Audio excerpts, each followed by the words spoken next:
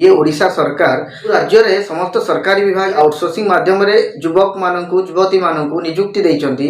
सेमानकर आगत भविष्यतर कथा तथा तांकर जीवन बीमा मध्य सुविधा करि नाहंती।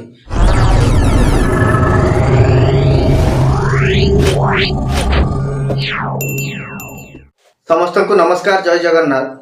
गत 2 दिन तले एमकेसीजी मेडिकल कॉलेज ब्रह्मपुर राज्यर जड़े आउटसोर्सिंग कर्मचारी जे कि दीर्घ 10 वर्ष ऊर्ध्व समय अटेंडेंट भाव कार्य कर आसुथिले तांकर हृदघात जनित रोग जोगु देहांत घटिछि। एथिपाई तांको परिवार वर्ग को मु समवेदना जणाइबा सह तांकर अमर आत्मार सद्गति पाई भगवान निकट प्रार्थना करुछि। सबुठारु बड़ कथा ये जो महिला आउटसोर्सिंग कर्मचारी जनक माणिक कोठिया बोली सी 27 वर्ष बयस तांकर देहांत घटिला।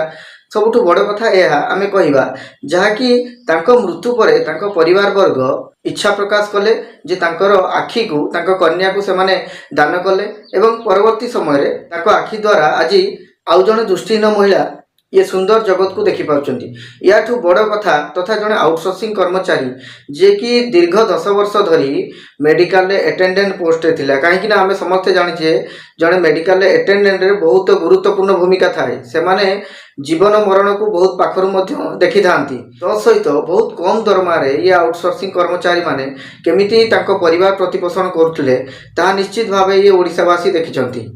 सबुठारु दुख एवं दुर्भाग्यर विषय ये ओडिशा सरकार राज्य रे समस्त सरकारी विभाग रे आउटसोर्सिंग खोलिचंती।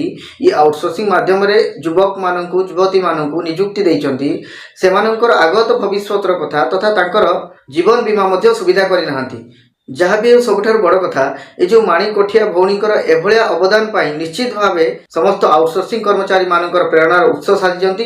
एवं मु निवेदन करी समस्त विभाग समस्त वर्गर कर्मचारी मानकु निश्चित भावे आपण मानक मृत्यु पर आपण माने मध्य अंगदान एवं चक्षुदान करिबारे सहायक हुंतु एवं ए नै आपण आपनक परिवार वर्ग सह आलोचना मध्य करंतु।